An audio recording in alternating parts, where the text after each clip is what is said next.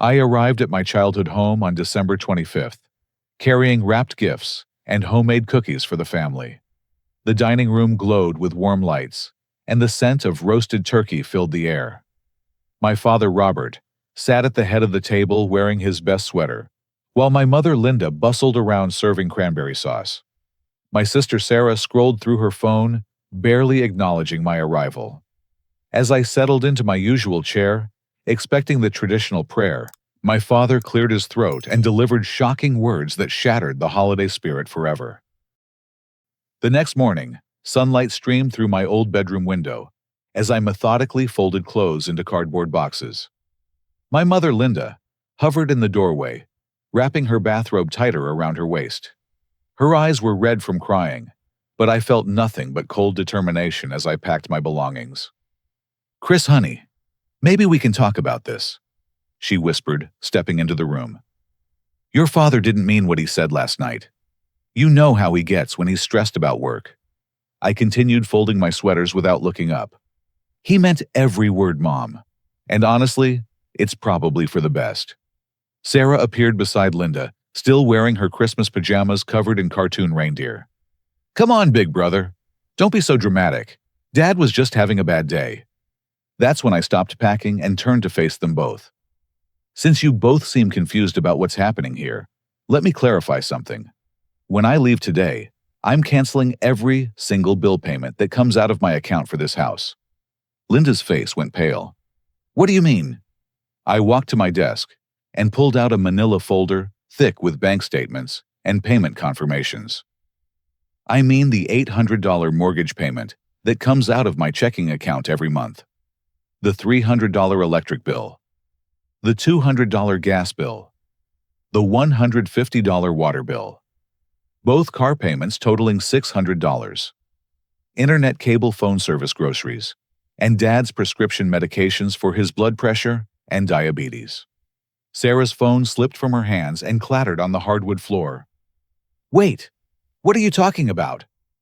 "I'm talking about the fact that I've been paying for literally everything in this house for the past 3 years," I said, spreading the bank statements across my desk. "Ever since Dad lost his job at the manufacturing plant and decided he was too good to work retail or fast food." Linda sank onto my bed, her face ashen. "Chris, I had no idea it was that much. I thought you were just helping out with a few bills here and there." I laughed bitterly. "Helping out, Mom, look at these statements. March through December of this year alone.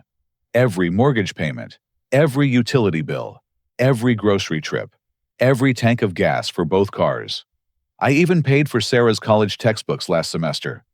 Sarah picked up one of the statements with trembling hands. "This can't be right. You're paying $1,200 a month just for the mortgage and car payments." "Closer to $2,000 when you include utilities and groceries," I corrected.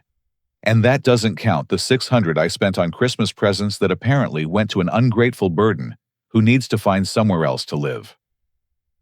The silence stretched between us like a chasm. Linda stared at the financial documents, as if they were written in a foreign language. Sarah frantically scrolled through her phone, probably calculating numbers in her head. "But Chris," Linda stammered, "we never asked you to pay for everything. We just assumed you were contributing because you lived here." Contributing. I pulled out my laptop and opened my bank account. "Let me show you what contributing looks like versus what I've actually been doing." The screen displayed my account history going back 3 years. Every month showed the same pattern. My salary deposit followed immediately by a massive outflow to cover household expenses. "This is my take-home pay."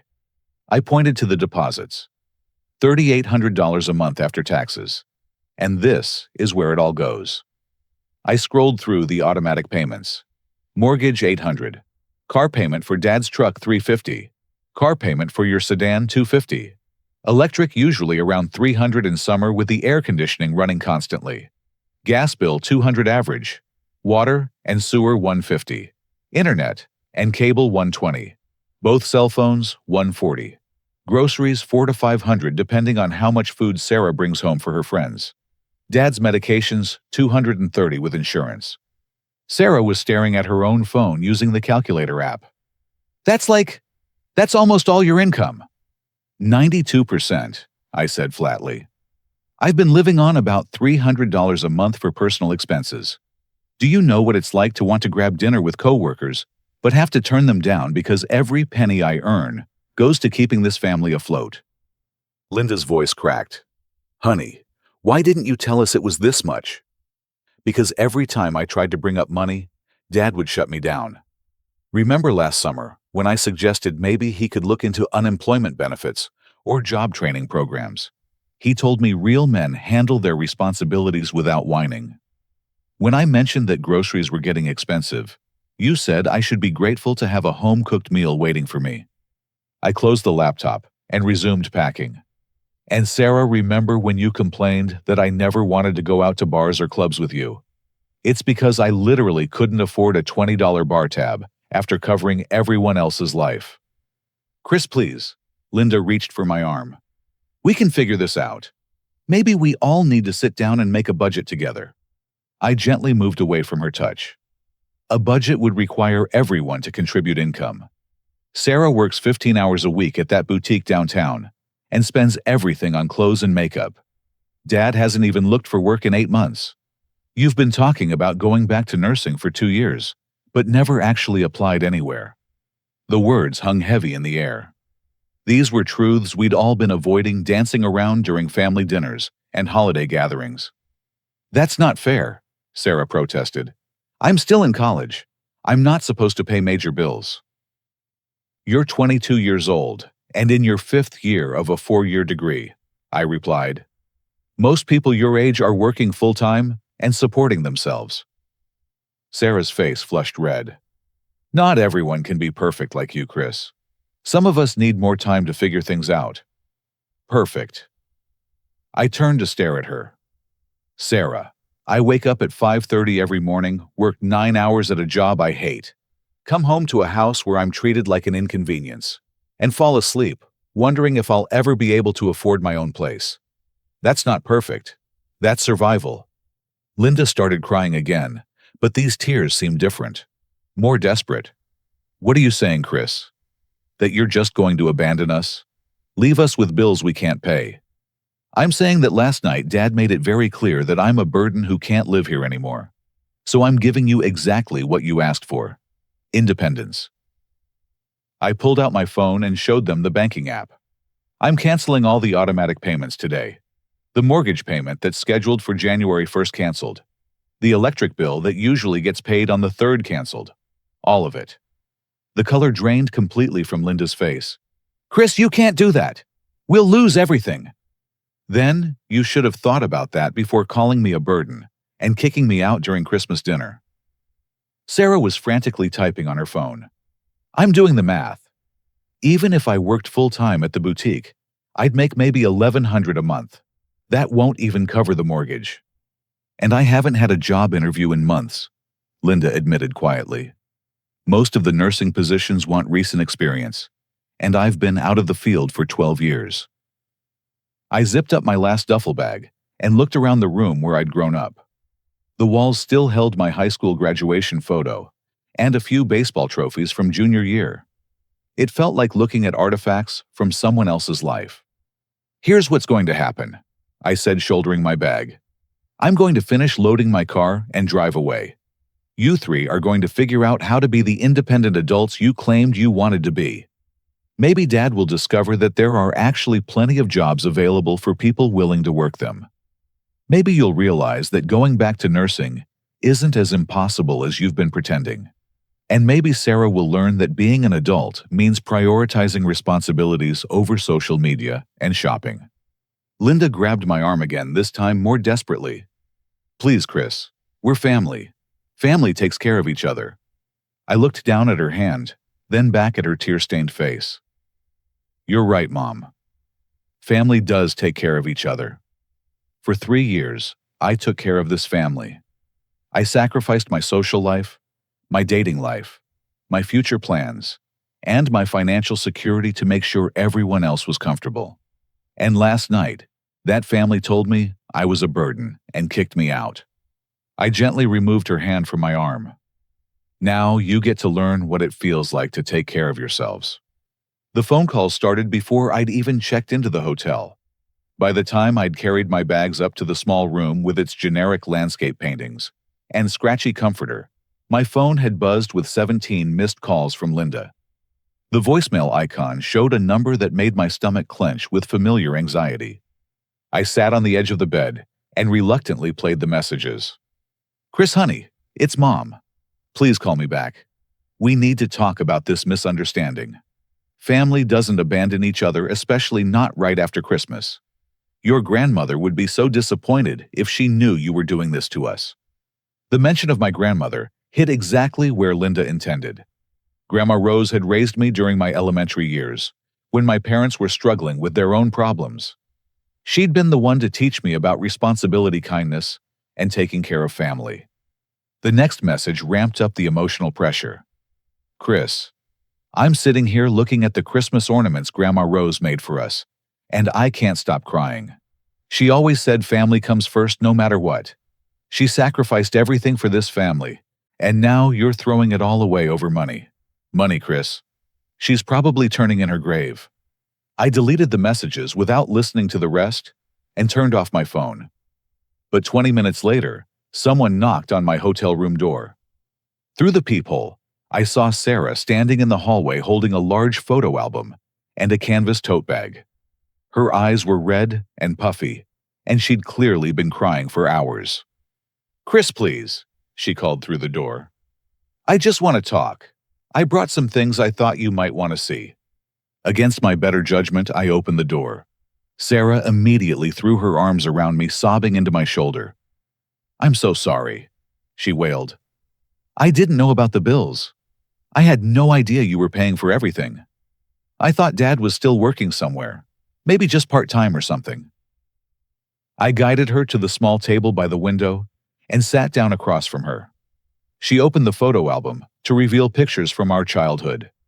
Christmas mornings with Grandma Rose, family vacations, to the lake birthday parties in our backyard. "Look at this one." Sarah pointed to a picture of me at age 12, grinning with missing front teeth, while holding up a fishing rod. "Remember when Grandma taught us to fish at Lake Morrison? She said the secret to being a good person was patience and taking care of the people you love." The manipulation was skillful, but transparent. Sarah had never shown interest in these old photos before, and she'd certainly never quoted our grandmother's wisdom during any of our previous arguments. "Sarah," I said gently, "what's really going on here?" Her tears intensified. "I'm scared, Chris. Mom explained the bills to me after you left. I had no idea we owed so much money. I thought we were doing fine financially." From the tote bag, she pulled out a manila envelope stuffed with handwritten recipe cards. "I found Grandma's recipes in the kitchen drawer. Remember her chocolate chip cookies and her pot roast that you always begged for on Sundays." The cards were yellowed with age and stained with decades of cooking. Grandma Rose's careful cursive filled each one, complete with notes like, "Extra vanilla for Chris," and "Sarah likes extra frosting." "She wrote your name on half of these recipes," Sarah continued. "Look, this one says Chris's favorite banana bread. Make sure bananas are very ripe." She was always thinking about you, always making sure you felt loved. I picked up the recipe card, recognizing my grandmother's handwriting immediately. The memory of her small kitchen, always filled with the scent of something delicious baking, brought an unexpected wave of emotion. "Grandma wouldn't want our family to fall apart," Sarah pressed on. "She always said that problems can be solved, but losing family is forever. She used to tell me that you were the responsible one, the one who would always do the right thing." "And what exactly is the right thing here, Sarah?" She looked down at the photo album, tracing her finger over a picture of our grandmother's smile. "Maybe we could work something out, like a payment plan or something. I could get more hours at the boutique, and Mom is serious about looking for nursing jobs. We just need a little time to get back on our feet." "How much time?" "Maybe 6 months, a year at most." I closed the photo album and handed back the recipe cards.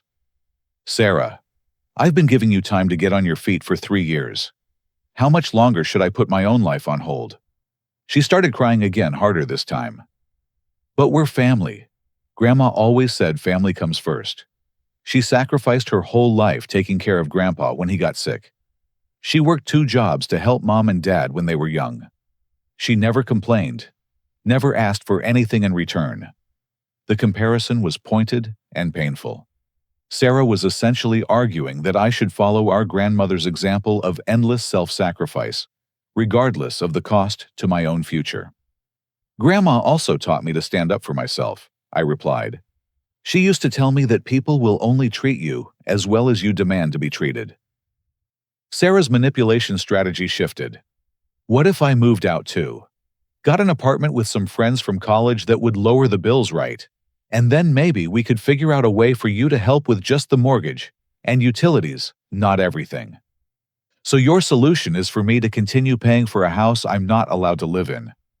She blinked, apparently not recognizing how unreasonable that sounded. It would just be temporary. Until Dad finds work, and Mom gets back into nursing. My phone buzzed with a text message. Then another. Then a rapid succession of notifications that made both of us look down at the screen. Linda had sent a barrage of messages, each more desperate than the last. Chris, your father is at Murphy's bar getting drunk and saying terrible things about you. Please come home before he does something stupid. He's telling everyone that you abandoned your family and stole money from us. People are staring at us. Mrs. Henderson from next door asked if we're having financial problems. Please, honey, we can work this out. Don't let your father's pride destroy our family. Sarah read the messages over my shoulder and gasped. He's at Murphy's. That's where all his old coworkers go. Everyone from the plant will be there. My phone buzzed again, this time with a call from an unknown number. I hesitated before answering. Is this Chris? The voice was male, gruff, and unfamiliar. Who is this? This is Tommy from Murphy's bar. Your old man is here causing a scene, talking about his son being ungrateful and owing him money. He's pretty drunk and getting aggressive with other customers. You need to come get him before I call the cops. I closed my eyes and felt the familiar weight of responsibility settling on my shoulders. Even when trying to escape the manipulation somehow, I was still being pulled back into managing their problems. Tell him to call a taxi, I said. Look, kid, I don't know what's going on between you two, but he's saying some pretty ugly things about you in front of people. Might want to consider damage control. Sarah grabbed my arm. Chris, you have to go get him. If he gets arrested for drunk and disorderly, that'll make everything worse. And there it was. The trap, closing around me once again. Even when I tried to establish boundaries, their poor choices became my emergency to handle. I'll pick him up, I told Tommy. Give me 20 minutes. As I grabbed my car keys, Sarah hugged me again. See, this is what Grandma meant about family taking care of each other. You're such a good person, Chris. But as I drove toward Murphy's bar, I realized that being a good person had somehow become synonymous with being endlessly exploited. And I wondered if my grandmother would really approve of a family dynamic where one person's goodness enabled everyone else's irresponsibility. 3 days after the bar incident, I returned to the house to retrieve my laptop charger from my old room. Dad was sleeping off another hangover, and Linda was at the grocery store, probably trying to figure out how to afford food with their suddenly non-existent budget. The house felt different, somehow quieter, and more desperate. I found my charger tangled behind my old desk and was heading back to the front door when I noticed Sarah's phone sitting on the kitchen counter, its screen lit up with notifications.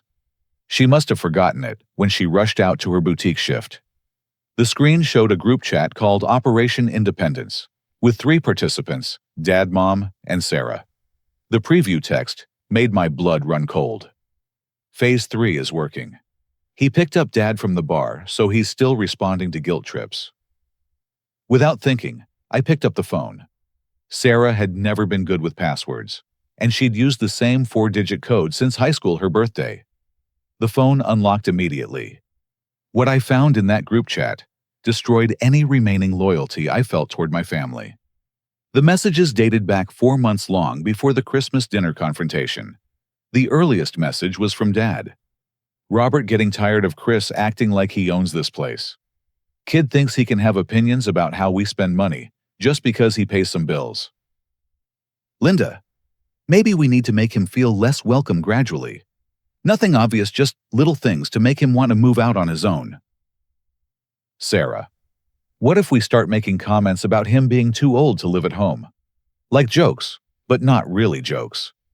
I scrolled through weeks of calculated manipulation. They had discussed making me feel excluded from family activities, criticized my social life to make me feel like a failure, and deliberately planned arguments to create tension in the house. Robert talked to Frank today. He says the best way to get rid of someone while keeping their money is to make them think leaving is their idea. Linda, what about using Grandma Rose's memory? Chris always gets emotional when we talk about family obligations and what she would have wanted. Sarah, should I bring up those old photo albums? The ones with all the family pictures. Make him feel guilty for breaking up the family. My hands were shaking as I continued reading. Every tear Sarah had shed in my hotel room, every emotional manipulation Linda had attempted, every guilt trip about abandoning family had been planned and rehearsed. But the most devastating messages were the recent ones sent after I'd moved out. Sarah, he looked really sad when I showed him Grandma's recipes. I think he's weakening. Linda, good.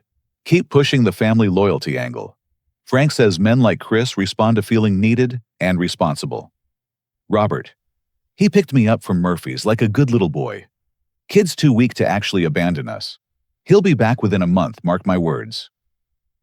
There was an entire conversation about researching tenant laws to make sure I had no legal rights to claim residency. They'd specifically chosen Christmas dinner for the confrontation because they believed the holiday would make the rejection more emotionally devastating, ensuring I'd be too hurt to think clearly about the financial implications. Linda, Christmas is perfect timing. He'll be so shocked and hurt that he won't think straight. By the time he realizes what he's done, we'll have convinced him to come back. Sarah, what if he actually does cancel the bills? Robert, he won't. Kid doesn't have the spine for hardball. Worst case, he makes us sweat for a week or two, then comes crawling back feeling guilty. But the message that broke my heart was from Linda. Sometimes I feel trapped by his generosity, like we owe him something just because he pays for things. Frank's right that we need to reclaim our independence without losing the financial benefits. Chris is too nice for his own good. I screenshotted every message, my hands moving automatically, while my mind reeled from the betrayal. These weren't family members who'd made a mistake in a moment of anger. These were people who had systematically planned to manipulate and exploit me while making me feel grateful for the privilege. The final messages were from earlier that morning. Sarah, think he'll fall for the gradual roommate approach, where he pays for stuff but doesn't live here. Linda, worth a try. Frank says guilt works better than direct confrontation with sensitive types. Robert, kid's been financing our lifestyle for 3 years. Not about to let that gravy train end over some hurt feelings. I forwarded every screenshot to my own phone, then carefully placed Sarah's phone back exactly where I'd found it. The evidence was damning, but I needed to think about how to use it strategically. As I walked to my car, my phone buzzed with a text from Linda. Hi, honey. Sarah said you seemed really emotional about Grandma's recipes yesterday. I found some more of her things in the attic that might interest you. Why don't you come by for dinner tonight? I'm making pot roast. The invitation, which would have filled me with warmth yesterday, now felt like reading the script for a play where I was the unwitting star. Linda wasn't reaching out because she missed me or felt guilty about the way I'd been treated. She was executing Phase 4 of Operation Independence. I sat in my car for a long time, staring at the house where I'd grown up. The white siding needed painting, and the front porch sagged slightly where Dad had never fixed the support beam. I'd lived here for 28 years, believing that the people inside loved me unconditionally. Now I knew the truth. My family didn't see me as a son or brother. They saw me as a financial resource, with emotions that could be manipulated to ensure continued access to my bank account. The most painful realization was that every kind gesture, every expression of love, Every moment of apparent affection over the past few years had been calculated to maintain my willingness to pay their bills. The gratitude was fake. The appreciation was fake. Even their concern for my well-being was fake. But I had something they didn't expect. I had evidence of their real thoughts, their actual plans, and their true opinion of me. For the first time since Christmas dinner, I felt a cold sense of clarity replace the emotional confusion. Operation Independence was about to take a turn they hadn't planned for. That evening, instead of responding to Linda's dinner invitation, I drove across town to Uncle Frank's house. His pickup truck sat in the driveway next to his wife Dorothy's sedan, and warm light glowed through their living room windows. I'd always thought of Frank as the wise older brother, the guy who'd given me advice about everything from job interviews to car maintenance. Now I suspected he was the architect behind my family's manipulation campaign. Frank answered the door, wearing his usual flannel shirt and work boots, a can of beer in his hand. His face showed genuine surprise when he saw me. "Chris, hey there, buddy. Heard you had some kind of falling out with your dad. Come on in, let's talk about it." I followed him into the living room where Dorothy was watching a cooking show on their big screen television. She muted the volume and gave me a sympathetic smile. "Oh, honey," she said, "Robert called Frank the other day just beside himself. He's so worried about you. Moving out right after Christmas, stopping the bill payments. It doesn't sound like you at all." Frank settled into his recliner and gestured for me to sit on the couch. "Your dad's really torn up about this, Chris. He knows he said some harsh things Christmas night, but he was just frustrated about his job situation. You know how pride affects men our age." I nodded and tried to look conflicted. "I've been doing a lot of thinking, Uncle Frank. Maybe I overreacted." "That's the spirit." Frank leaned forward eagerly. "Family fights happen, but at the end of the day, blood is thicker than water. Your grandmother Rose, God, rest her soul, she would have wanted you to forgive and move forward." The mention of my grandmother was clearly deliberate. Frank was following the same script as Linda and Sarah. "You know," I said carefully, "I've been wondering if people have the wrong idea about what happened. Some of my coworkers have been asking questions about why I suddenly moved out." Frank's expression shifted slightly. "What kind of questions?" "Just wondering if there were family problems, financial issues, that sort of thing." I told them it was just a temporary disagreement, but I started wondering what other people might be hearing. Dorothy and Frank exchanged a quick glance that confirmed my suspicions. "Well," Frank cleared his throat, "I may have mentioned to a few people that you were going through a difficult phase. Nothing bad, just that you were struggling to find your place as an adult." "What exactly did you tell them?" Frank shifted uncomfortably in his chair. "Just that your parents were being very patient with you while you figured things out. That living at home rent-free for so long had maybe made it hard for you to develop real independence." The lie was so brazen that I almost admired its audacity. Frank had flipped the entire situation, making my parents sound generous, and me sound like a freeloader. "Rent-free?" I asked. "Well, sure. I mean, Robert mentioned you helped out with a few bills here and there, but nothing major. Just contributing what you could while building up your savings." I pulled out my phone and pretended to check something. "Uncle Frank, can I ask you an honest question? Do you think I'm the kind of person who would take advantage of family?" "Of course not," he said quickly. "You're a good kid, Chris. Maybe a little too sensitive, but your heart's in the right place." "Then why would you tell people I was living at home rent-free when you know that's not true?" Frank's beer can paused halfway to his lips. "What do you mean?" "I mean, I've been paying the mortgage, utilities, car payments, groceries, and Dad's medications for 3 years. That's not exactly living rent-free." The room went silent except for the muted television. Dorothy stared at her husband with growing alarm. "Frank," she said slowly, "you told me Chris wasn't contributing financially. You said Robert was supporting him while he got back on his feet after some kind of setback." Frank's face was turning red. "Now hold on. Robert told me Chris was having trouble with money management, that he needed guidance about financial responsibility. So you decided to help by spreading rumors about me being a deadbeat?" I wasn't spreading rumors. Frank's voice rose defensively. I was trying to protect my brother's reputation. Robert was embarrassed about having an adult son still living at home, and I thought it would be better if people understood it was temporary. By lying about the actual situation, Dorothy stood up abruptly. Frank, is this why you told me not to invite Chris to Jennifer's wedding? Because you thought he was taking advantage of Robert? Frank looked like a cornered animal. Dorothy, you don't understand. Robert asked me to help figure out how to motivate Chris to become more independent. By humiliating him in front of the entire extended family, I decided to push harder. Uncle Frank, what else did you and Dad discuss about my living situation?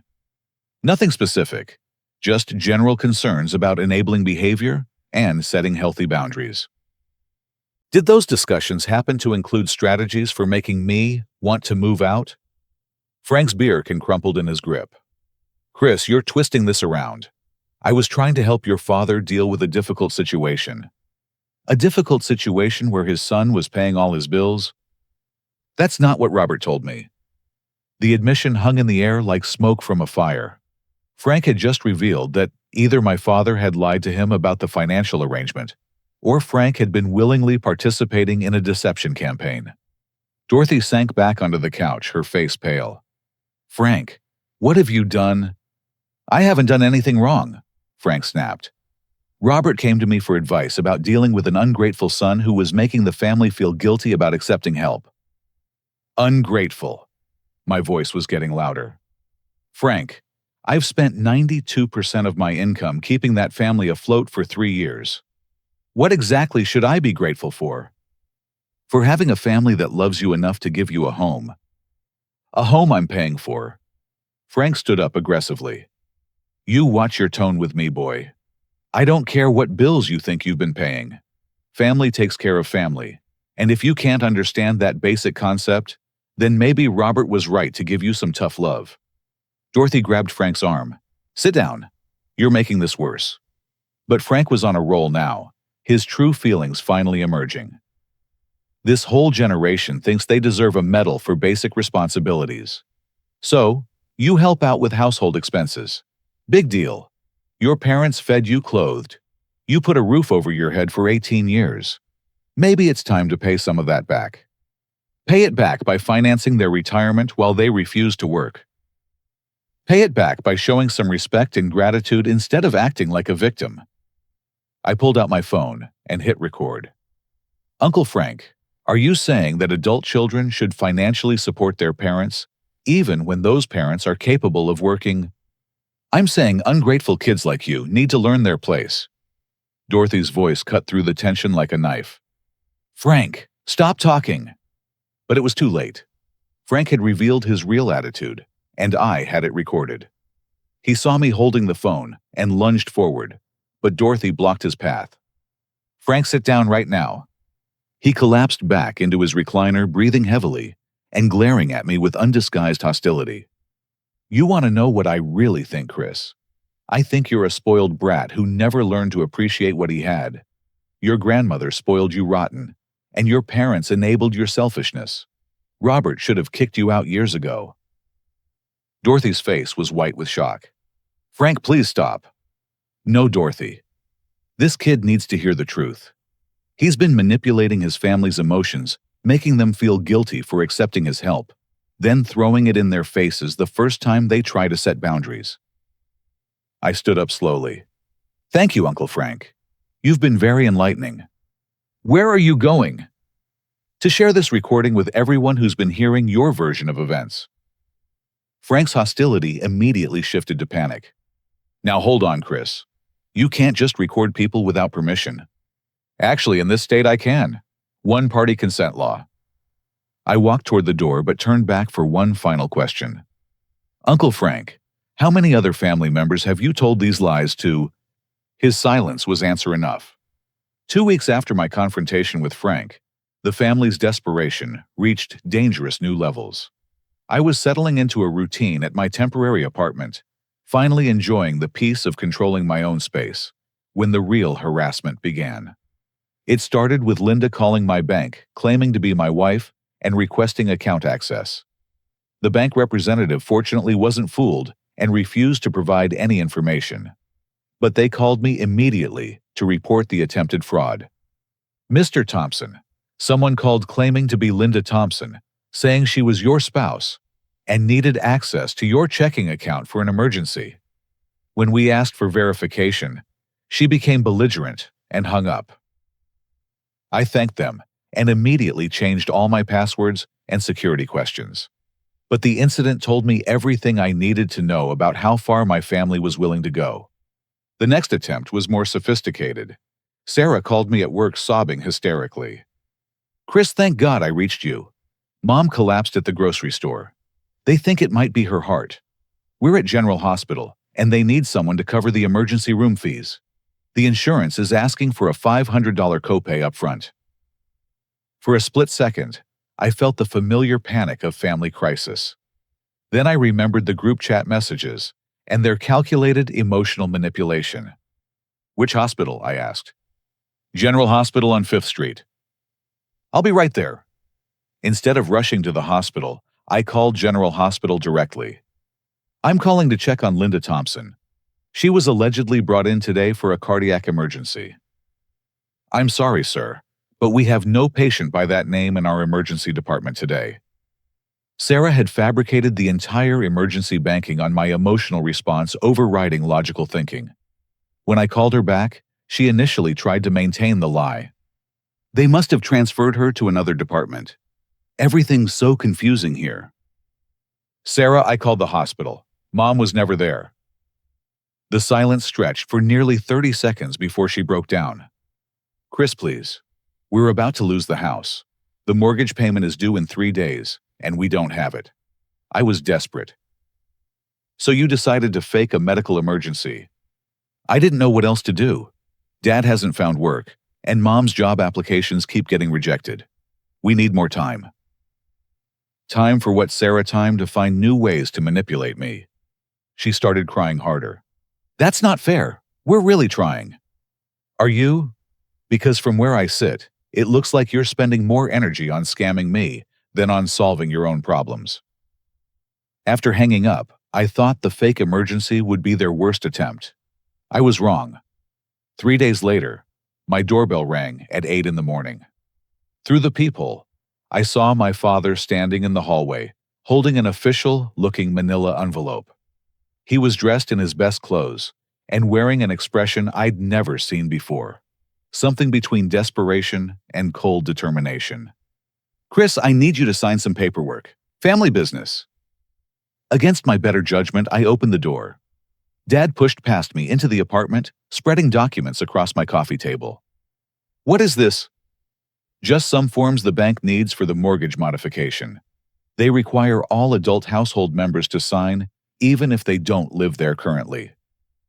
I picked up the top document and immediately recognized it as a loan application, not mortgage paperwork. Someone had filled in my name, social security number, employment information, and current address. The application was for $30,000 with me listed as the primary borrower. "Dad, this is a personal loan application with my information on it." "Right, well, the bank said this was the best way to handle the mortgage situation. Consolidate everything under one loan with better terms." He was lying, and not even convincingly. The document would make me legally responsible for $30,000 in debt, while giving my family access to cash they could spend however they wanted. "I'm not signing this." Dad's demeanor shifted immediately. "Chris, don't be unreasonable. This is family business. Sometimes we have to make sacrifices for the people we love. Sacrifices like committing fraud. It's not fraud. You'd be helping your family in a time of need. That's what good sons do." I sat down across from him and really looked at his face. The man who'd taught me to ride a bike, who'd attended my baseball games, who'd been my hero throughout childhood, was asking me to sign documents that would destroy my financial future to cover his gambling debts. "Dad, how much do you owe?"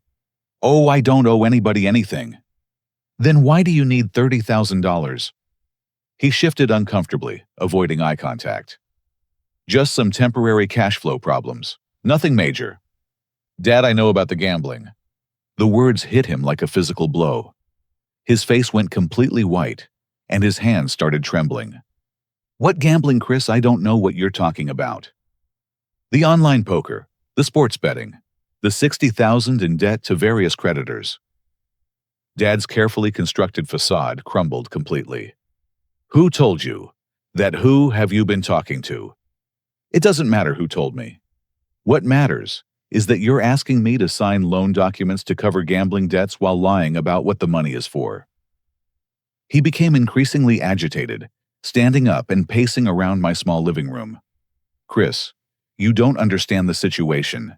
These aren't bad people I owe money to. They're legitimate businesses. But if I don't get current on payments, there could be legal consequences. Legal consequences for you, not me. For the whole family, they know where I live. They know about your mother and Sarah. I felt a chill run down my spine. Are you saying you put the family in danger with your gambling debts? It's not that simple. Look, I made some mistakes, but I can fix this if you just help me get caught up. 30,000 covers everything, and then I'm done gambling forever. How many times have you promised to quit gambling, Dad? He couldn't answer that question because we both knew the truth. This wasn't his first promise to quit, and it wouldn't be his last. Chris, please. I'm your father. I raised you, provided for you, taught you right from wrong. Don't you owe me something for all those years of sacrifice? The emotional manipulation was exactly what I'd come to expect, but hearing it in the context of loan fraud made it feel more sinister than pathetic. I owe you respect, Dad. I don't owe you my credit score. He grabbed my wrist suddenly, his grip surprisingly strong. You're going to sign these papers. Let go of me. Not until you understand what's at stake here. If I don't pay these debts, bad things happen to good people. Do you want that on your conscience? I tried to pull away, but his grip tightened. Dad, you're hurting me. Sign the papers, Chris. Don't make this harder than it needs to be. For the first time in my life, I was genuinely afraid of my father. His eyes had a desperate, cornered look that I'd never seen before. This wasn't the man who'd taught me to change oil in the driveway or helped with homework at the kitchen table. Let go of my arm, or I'm calling the police. The threat of police intervention broke through his desperation. He released my wrist and stepped back, breathing heavily. You'd call the cops on your own father? You're trying to force me to sign fraudulent loan documents. What would you call that? He stared at me for a long moment, then gathered up the papers with shaking hands. This isn't over, Chris. One way or another, I'm going to handle this situation, with your help or without it. As he walked toward the door, I called after him. Dad, get help. Real help. Call a gambling addiction hotline, see a counselor, something. He paused with his hand on the doorknob. I don't have a gambling problem, son. I have a son problem. After he left, I immediately called the credit reporting agencies to place fraud alerts on my accounts. But I couldn't shake the feeling that my father's desperation was escalating towards something even more dangerous. 2 hours later, a neighbor knocked on my door to warn me that someone matching my father's description had been in the building's office, claiming to be my landlord, and asking for access to my mailbox. The harassment campaign was getting more aggressive, and I realized I needed professional help to protect myself from my own family. The next morning, I did something I never thought I'd do. I hired a private investigator. Marcus Webb operated out of a small office downtown, and his fees were steep, but I needed professional help to understand exactly what I was dealing with. Family situations are always the hardest, Marcus said during our initial meeting. Blood relationships make people think they can get away with things they'd never try with strangers. I handed him copies of the loan documents, the screenshots from Sarah's group chat, and my recording of Uncle Frank's admissions. I need to know what else they're planning, I told him. And I need evidence of anything illegal they've already done. Marcus worked quickly. Within a week, he'd uncovered financial records that painted a devastating picture of my father's secret life. The gambling addiction was worse than I'd imagined. Dad had been playing online poker, and betting on sports for over 2 years, losing increasingly large amounts as his addiction spiraled out of control.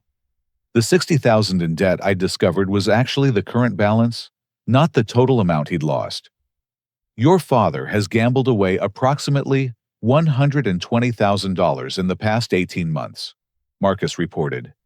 He's been using your bill payments to make minimum payments to various creditors while continuing to gamble with credit cards and personal loans. The investigation revealed accounts I'd never known about: credit cards in Dad's name, online gambling accounts, and even a second mortgage on the house that my parents had somehow hidden from me. The second mortgage explains why your regular payments weren't covering the full amount, Marcus continued. Your father took out a $35,000 home equity loan 8 months ago. The monthly payment on that loan was $350, which explains why the household was still struggling financially, even with your contributions. But the worst discovery was still to come. Mr. Thompson, I found communications between your father and several lending institutions where he attempted to add your name as a cosigner on existing loans without your knowledge. Marcus showed me bank records and email chains that revealed a systematic attempt to use my credit history to cover Dad's gambling debts. He's been using your social security number to check your credit score and employment information through online services. He also contacted your employer, claiming to be verifying employment for a family loan application. The violation felt like being robbed by someone I'd trusted completely. My father had been mining my personal information to facilitate his fraud attempts. There's more, Marcus said grimly. Your father has been in contact with some concerning individuals. He showed me phone records indicating regular communication with people who worked for high-interest lending operations, the kind that charge desperate borrowers enormous rates and use aggressive collection tactics. These aren't legitimate financial institutions. These are predatory lenders who target gambling addicts. Your father owes money to at least 3 different operations that charge 20 to 30% interest. The phone records also revealed something more disturbing. Dad had given these creditors information about our entire family, including our addresses, phone numbers, and employment details. He's essentially used your family members as collateral, Marcus explained. These lenders now know where your mother works, where your sister goes to school, and where you live.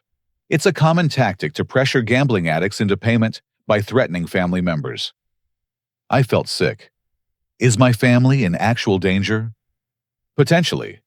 These operations typically start with harassment calls and visits to family members before escalating to more serious intimidation tactics. The investigation also uncovered evidence that my mother and sister knew more than they'd admitted. Bank records showed that Linda had co-signed for several of Dad's credit cards, and Sarah had received direct deposits from Dad totaling over $4,000 in the past 6 months. Your sister has been receiving regular payments from your father, presumably funded by your bill payments and borrowed money, Marcus reported. Your mother has been actively participating in covering up the gambling debts by co-signing loans and helping to hide financial documents. The group chat I discovered was only the surface level of their deception. They'd been working together to manage Dad's addiction while using me as their primary funding source, all while making me believe I was helping a family in temporary financial distress. But Marcus saved the most devastating revelation for last. Mr. Thompson, your father has been planning to disappear. He showed me evidence of Dad researching bankruptcy laws, looking up information about moving to states with different financial regulations, and even making inquiries about changing his identity. He's been preparing to declare bankruptcy and potentially leave the state, which would leave all the co-signed debts with your mother and any fraudulent loans in your name as your responsibility. The plan was diabolical in its selfishness. Dad intended to rack up as much debt as possible using family members as co-signers and guarantors, then disappear and start fresh somewhere else, while leaving everyone else to deal with the financial wreckage. The loan documents he brought to your apartment were just the beginning, Marcus continued. I found evidence that he was planning to forge your signature if you refused to sign voluntarily. He's already practiced copying your signature using samples from old birthday cards and family documents. I stared at the evidence spread across Marcus's desk, struggling to process the magnitude of my father's betrayal. This wasn't just gambling addiction or temporary financial stress. This was a calculated plan to destroy his family's financial future, to enable his own addiction and escape. Mr. Thompson, you need to take immediate legal action to protect yourself. Your father's creditors are going to start looking for alternative payment sources very soon, and your name is at the top of their list. Marcus helped me file police reports for identity theft and attempted fraud. We also contacted an attorney who specialized in financial crimes to discuss options for protecting my credit and preventing further fraud attempts. The good news is that you have extensive documentation of the fraud attempts, the attorney explained. The bad news is that family financial fraud cases are notoriously difficult to prosecute, especially when addiction is involved. That evening, I sat in my apartment looking at the evidence Marcus had compiled. Phone records, bank statements, credit applications, email chains, and recorded conversations that painted a picture of systematic deception spanning months. My father wasn't just a gambling addict, making poor choices. He was a predator who'd been using his family's love and trust to fuel his addiction while planning to abandon us all to deal with the consequences. The little boy who'd looked up to his father as a hero was finally seeing the man behind the myth. And what I saw was someone willing to destroy the people who loved him most to feed an addiction he refused to confront honestly. The time for family loyalty and second chances had passed. It was time to protect myself from the people who'd spent months planning my financial destruction. Armed with Marcus's evidence and my attorney's guidance, I spent the next week systematically protecting myself from my family's deception. First, I filed comprehensive police reports documenting the identity theft attempts, forged signature practice, and fraudulent loan applications. Detective Sarah Martinez took the case seriously, especially after reviewing the recorded conversations and documented evidence of fraud planning. Mr. Thompson, this is one of the more sophisticated family fraud schemes I've encountered, she told me during our second meeting. Your father's pattern of behavior suggests this wasn't impulsive addiction behavior, but calculated financial predation. The evidence was overwhelming: phone records showing coordination between family members, bank documents proving systematic deception, and recorded admissions of fraud intent. Detective Martinez assured me that formal charges would be filed within the week. Next, I changed every aspect of my personal information that my family could access. New phone number, new address, new bank accounts, and comprehensive fraud alerts with all 3 credit bureaus. I even changed my emergency contacts at work after learning that Dad had been calling my employer, pretending to verify employment for loan applications. The hardest step was blocking all family members on social media and email. 28 years of family photos, shared memories, and emotional connections had to be severed completely. I couldn't risk any avenue for manipulation or emotional blackmail while legal proceedings moved forward. But the most satisfying moment came when Detective Martinez called to inform me that Dad had been arrested attempting to forge my signature on loan documents at a predatory lending office downtown. The lender, apparently suspicious of his nervousness and inconsistent story, had contacted police when Dad couldn't provide adequate identification for the borrower he claimed to be. Your father was caught red-handed practicing your signature in the parking lot before entering the building, Detective Martinez reported. He had multiple loan applications filled out with your information and forged copies of your driver's license. Robert Thompson was charged with identity theft, attempted fraud, and forgery. Linda and Sarah faced lesser charges related to conspiracy and providing false information to financial institutions. Uncle Frank was charged with defamation and harassment after other family members came forward with similar stories of his lies about me. The legal consequences felt like justice, but the emotional liberation was even more powerful. I used the money previously spent on family bills to move into a beautiful one-bedroom apartment in downtown's Arts District. Exposed brick walls, hardwood floors, and tall windows that filled the space with natural light. For the first time in my adult life, I was decorating a space that reflected my own preferences, instead of accommodating everyone else's needs. The second major change was adopting Buddy, a 3-year-old golden retriever mix from the county animal shelter. Buddy had been surrendered by a family who couldn't afford him anymore, and his gentle, trusting nature reminded me that loyalty should be freely given, never demanded or manipulated. Walking Buddy through the neighborhood introduced me to other pet owners, leading to friendships based on shared interests rather than family obligation. At work, my performance improved dramatically once I was no longer emotionally exhausted from managing family crises. My supervisor noticed the change immediately. "Chris, whatever you've been doing differently lately, keep it up," she told me during my quarterly review. "Your focus has improved significantly, and your project completion rate is the highest in the department."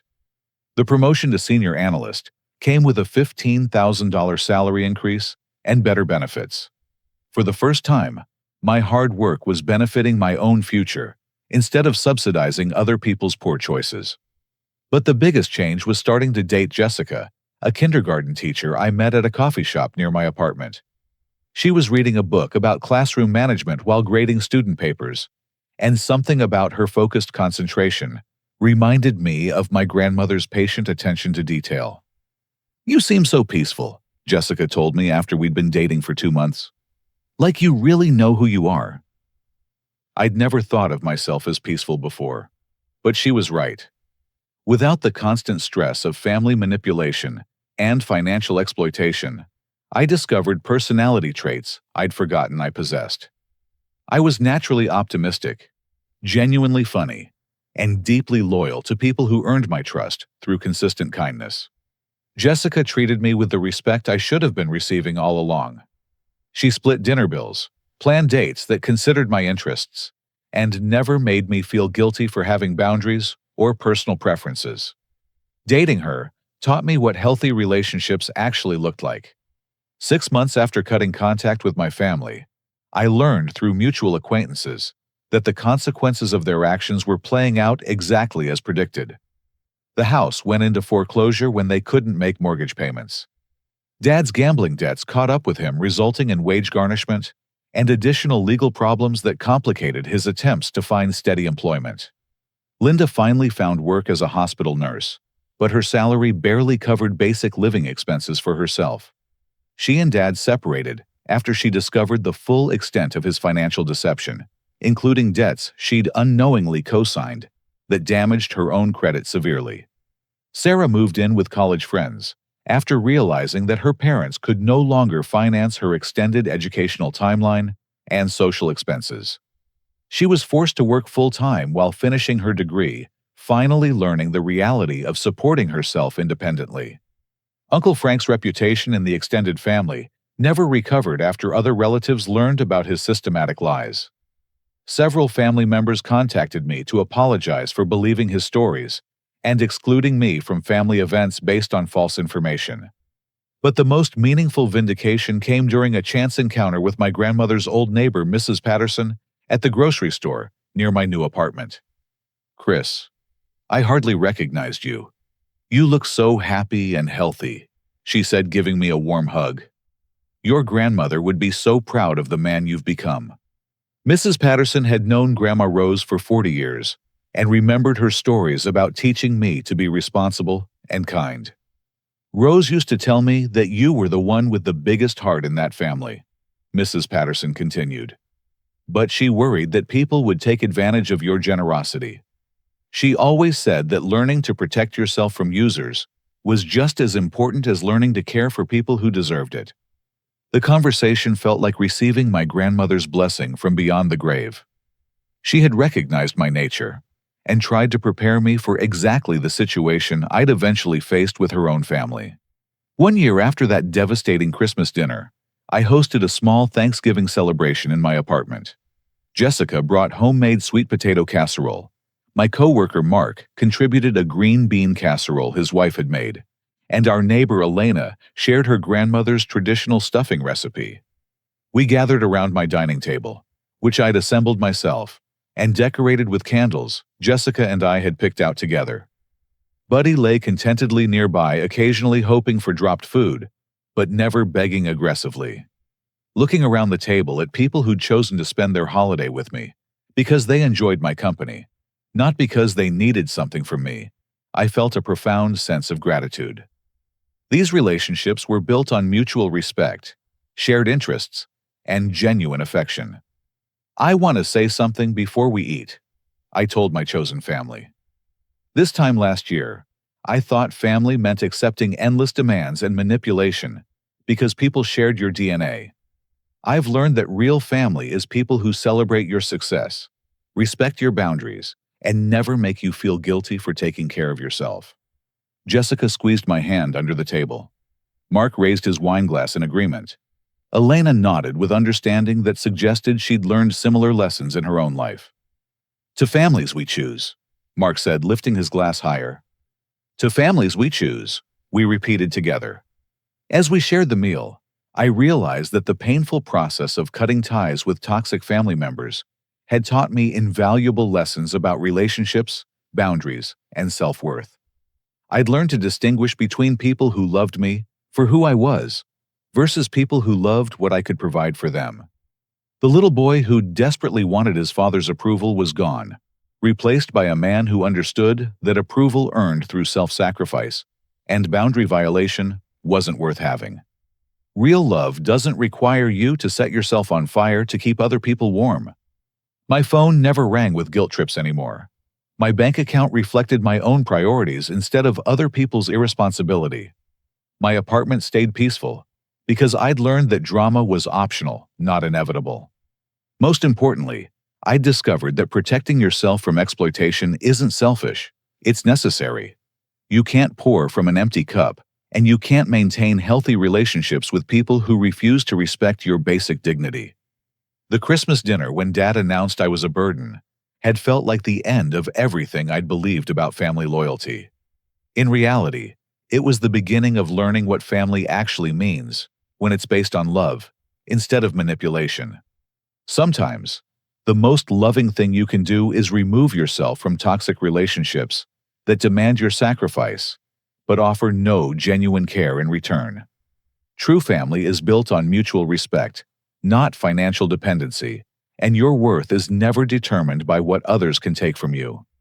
Have you ever had to make the difficult decision to step away from family members who were taking advantage of your kindness? I'd love to hear your thoughts in the comments below.